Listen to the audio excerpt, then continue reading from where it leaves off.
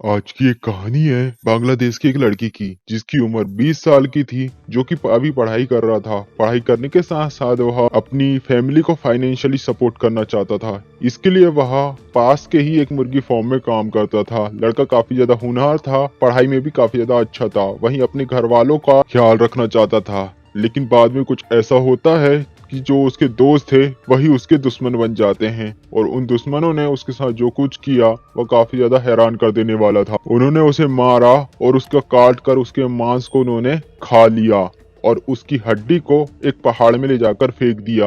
और जो सब जिसने ये किया वो कोई और नहीं बल्कि उसके खुद के दोस्त ही थे। घटना है 17 अगस्त 2023 की। एक लड़का जिसका नाम था सिवलिक सिद्दीक हृदय, जो कि अपनी माँ को कॉल करता है। फोन कॉल में वो काफी ज्यादा डरा हुआ था। वह अपनी माँ को बताता है कि माँ मुझे कुछ लोग मार रहे हैं, कुछ लोगों ने मुझे किडनैप कर लिया है। ये लड़का अपने परिवार से काफी ज्यादा दूर था। अब अपने बेटे के मुंह से ऐसी बातों को सुनकर उसकी माँ घबरा जाती है। इससे पहले कि वो उससे ज्यादा कुछ पूछ पाती, फोन कट जाता है। फिर फोन कटने के बाद सिपली के घर में एक और फोन कॉल आती है, और जो थी उन लोगों की, उन किडनैपर्स की जिन्होंने सिवलिक को किडनैप किया था। किडनैपर्स जिन्होंने फोन किया था वो उन्हें बताते कि हमने तुम्हारे बेटे को किडनैप कर लिया है, अगर तुम मुझे बचाना चाहते हो तो हमें फिरौती दो, यानी कि पैसे दो, जो थे 15 लाख टका, यानी कि बांग्लादेशी मुद्रा में 15 लाख रुपए। यानी कि किडनैपर ने सिवली के बदले 15 लाख रुपए मांगे। 15 लाख रुपए, जो कि एक बहुत बड़ी रकम थी सिबली की फैमिली के लिए, क्योंकि वह पहले से ही फाइनेंशियली कमजोर थे। अब किडनैपर्स उन्हें धमकी देते हैं कि जल्द से जल्द रुपए का जुगाड़ करो वरना हम तुम्हारे बेटे को मार देंगे। अब ये बात जानकर सिवली की फैमिली मम्मी पापा काफी ज्यादा घबरा जाते हैं, लेकिन फिर भी वह उससे थोड़े टाइम की मोहलत मांगते हैं ताकि वे लोग पैसा इकट्ठा कर पाए। अब यहाँ पर सोचने वाली बात थी कि आखिर सिबली को किडनैप किसने किया।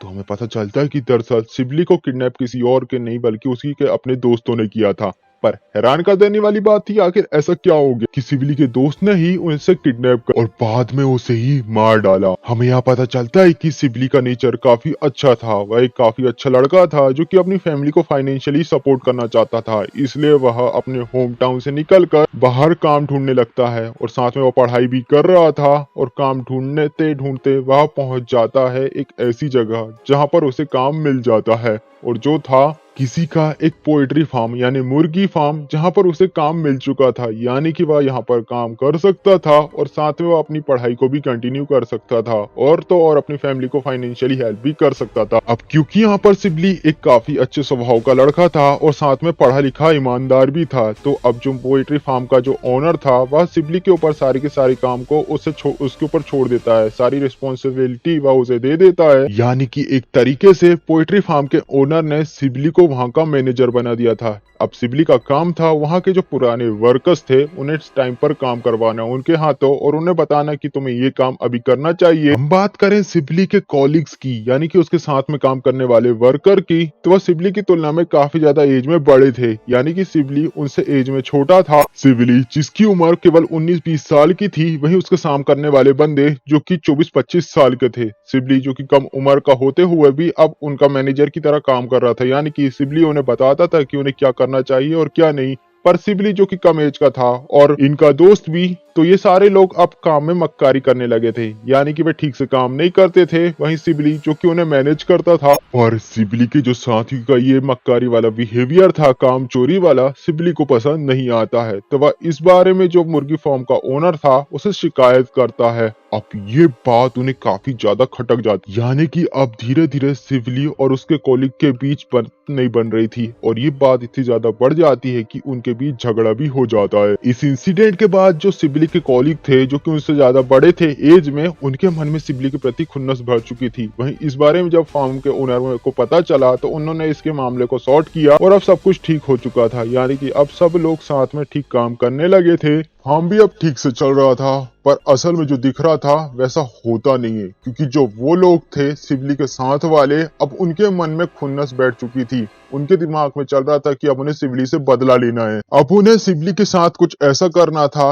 कि उसे वे परेशान करके अपने कलेजे को ठंडक पहुंचाए। अब ऐसे ही 6-7 महीने निकल जाते हैं, और फिर इसके बाद एक लड़का जिसका नाम होंचिंग मारमा था, वह भी इस पोएट्री काम में काम किया करता था। उसी के साथ सिबली भी इसी पोएट्री काम में काम करता था कि तभी एक दिन होंचिंग मारमा और उसके साथ कुछ लड़के सिबली के ऊपर अटैक कर लेते हैं। वे लोग उसे पकड़ लेते हैं और उसे बहुत मारते हैं। ये लोग सिबली को इतना मारते हैं कि वह बेहोश हो जाता है। वहीं जब सिबली को होश आता है तो वह देखता है कि उसे बांधा गया है, यानी कि उसे किडनैप कर लिया गया है और इन्होंने उसे पकड़ कर रखा हुआ है। और तभी वह जब अपना जेब चेक करता है तो उसे पता चलता है कि उसका जो फोन था वो उसी के जेब में है, यानी कि ये जो लोग थे इन्होंने उसके जेब से उसके फोन को नहीं निकाला। यानी कि ये लड़के लोग भी उसके घर पे फोन करते हैं और पैसे की डिमांड करते हैं। अब इस चीज का फायदा उठाकर वह तुरंत अपनी माँ को कॉल करता है, जहाँ पर वह अपनी माँ से बात करता है। वहीं थोड़ी देर बाद जब किडनैपर भी, अब इसके बाद जो सिबली के मम्मी पापा थे वे भी पैसे को इकट्ठा करना शुरू कर देते हैं, लेकिन जितनी बड़ी पैसे की डिमांड किडनैपर्स ने करी थी ये बहुत ज्यादा थी। अब इसी तरीके से 3-4 दिन बीत जाते हैं। अब 4-5 दिन बाद किडनैपर दोबारा से फोन कॉल करते हैं और उससे पूछते हैं कि क्या तुमने पैसे इकट्ठा कर लिया, जहाँ पर जो लड़के के माता पिता थे वह उससे काफी ज्यादा गड़गड़ाते हैं, रिक्वेस्ट करते हैं कि ये पैसे बहुत ज्यादा हैं और वे गरीब हैं तो पैसे इकट्ठा नहीं कर पाए, हम पर थोड़ी दया करो और थोड़ी अपनी डिमांड को कम करो, यानी कुछ पैसे कम मांगो जिसे हम देकर हमने मेरे बेटे को छुड़ा पाए। अब क्योंकि किडनैपर्स जानते थे कि हाँ ये सच में गरीब है, क्योंकि ये लड़का यहाँ पर काम कर रहा था, तो अभी भी ये बात समझ जाते कि ज्यादा लालच करेंगे तो पैसे नहीं मिलेंगे, इसलिए वे लोग 15 लाख से सीधे 2 लाख टका में आ जाते हैं। अब ये लोग सिबली के बदले 2 लाख रुपए का डिमांड करते हैं। हालांकि ये बहुत बड़ी रकम थी, पर जैसे तैसे सिबली के माता पिता 2 लाख रुपए का जुगाड़ करते हैं। इन्होंने 2 लाख रुपए टका का इंतजाम कर दिया था और 4 सितंबर के दिन सिबली के पिता उन्हें किडनैपर्स को कॉल करते हैं और वे उसे मिलते हैं उनकी बताई हुई जगह पर। सिबली जो कि 27 अगस्त को किडनैप हुआ था, अब उसके किडनैप हुए इतने दिन बीत चुके थे और किडनैपर्स ने सिबली को बंदी बनाकर रखा हुआ था इन सारे दिनों में। वही सिबली के माता पिता जिन्हें लग रहा था कि अभी हमारा बेटा किडनैप है, हम पैसे लेकर जाएंगे और हमारे बेटे को बचाकर ला लेंगे।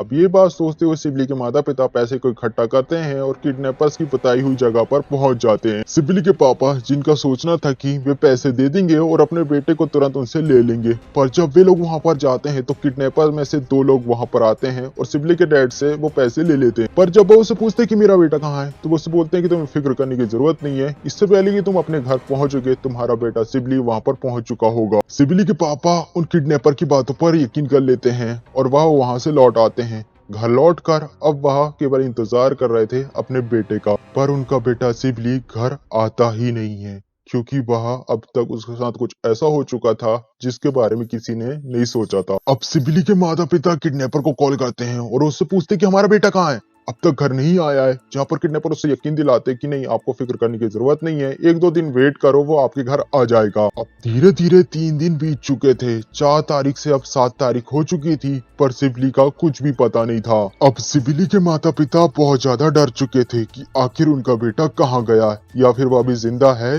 या फिर नहीं। उन्हें कुछ भी समझ नहीं आ रहा था उन्हें क्या करना चाहिए।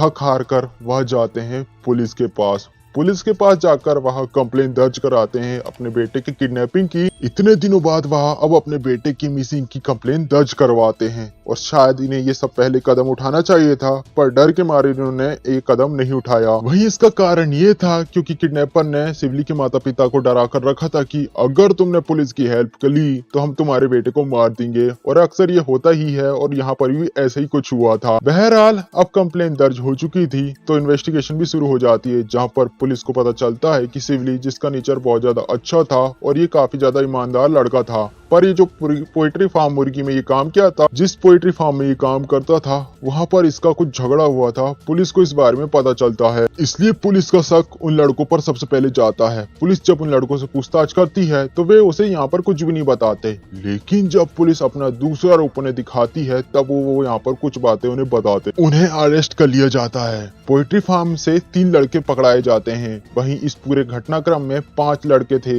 वही जो मेन आदमी था, जो मेन लड़का था, वह था ऊचिंग मारमा। वो और उसका दोस्त, एक दोस्त जो कि मेन थे, वो दोनों ही भाग चुके थे, वही जो 3 लोग थे उनसे काफी ज्यादा पूछताछ करने के बाद पता चलता है कि आखिर वे दोनों है कहाँ। पुलिस को उन दोनों की लोकेशन के बारे में पता चल जाता है और पुलिस जाकर उन्हें पकड़ लेती है। अब पुलिस ने उन्हें पकड़ लिया था तो वो उनसे पूछती है कि बताओ सिवली कहाँ पर है, जहाँ पर वो उसे बताते हैं कि सिवली अब जिंदा नहीं है। दरअसल इन लोगों ने सिवली को मार दिया था। इन्होंने सिवली को मार दिया, उसकी जान ले ली और तो और उसकी शरीर की हड्डियों को एक दूसरी जगह पर फेंक दिया ताकि किसी को भी इन पर शक ना हो। वहीं इन्होंने सिवली को मारा और उसके मांस को खा लिया, यानी कि इन्होंने एक इंसान को मारा और उसके मांस को पकाकर खा लिया और उसकी हड्डी को एक दूसरी जगह पर फेंक दिया। अब उनसे पूछताछ करी जाती है कि आखिर सिवली के कंकाल कहाँ पर है, जहाँ पर वे लड़के लोग अब पुलिस वाले और पूरी की पूरी फैमिली को ले जाते हैं एक जगह पर जहाँ पर उन्होंने सिवली के कंकाल को छिपाया था, जो कि एक पहाड़ी एरिया था,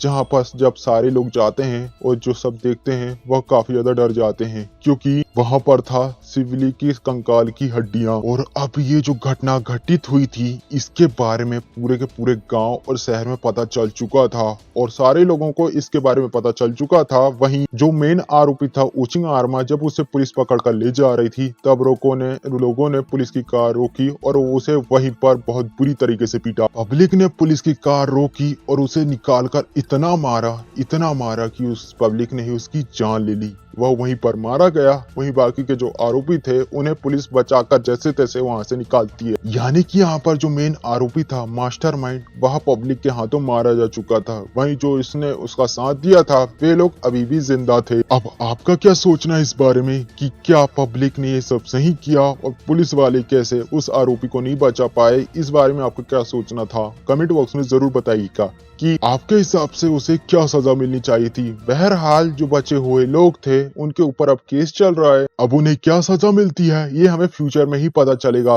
वही हम बात करें उस मेन आरोपी की हत्या की, तो मेरा मानना है कि ये सब सही हुआ क्योंकि कानून और संविधान होता है इंसानों के लिए, ना कि जानवरों के लिए। और उसने की ये हरकतें ने उसके इंसानियत को खत्म कर दिया था, साबित कर दिया था कि वह कोई इंसान नहीं है। एक इंसान जिसने दूसरे इंसान को पकाकर खा लिया, आखिर उसे तुम इंसान कैसे मान सकते हो? भले ही उसका शरीर इंसान का था पर उसकी अंतरात्मा तो जानवर की ही बन चुकी थी। वहीं लोगों ने जो उसके साथ किया वह भले ही कानून की नजर से गलत हो सकता है पर इंसानियत की नजर से ये बिल्कुल भी सही था। वहीं सोचो अगर उसे कानून के जरिए सजा मिलती तो उसमें कितना समय लग सकता था, साल 1.5 साल, और ये भी हो सकता था कि उसे उम्र कैद की सजा मिल जाती क्योंकि उसके बच्चा समझकर उसे छोड़ दिया जाता, क्या पता। हालांकि वो बच्चे नहीं थे, 25 साल के लड़के थे। गाइस आपका क्या सोचना है इस केस के बारे में कमेंट बॉक्स में जरूर बताइएगा। तो गाइस ये रही आज की ये क्राइम स्टोरी। आई होप इससे आपको कुछ सीखने को मिलेगा और आप भी अपनी लाइफ में सतर्क रहेंगे, किसी भी तरीके के झगड़े से बचकर रहें। जरूरी नहीं कि आप अपने ईगो को सेटिस्फाई या फिर अपने आत्म स्वाभिमान को देखते हुए अपनी जान को खतरे में डालें, क्योंकि आप उस जगह पर अकेले हैं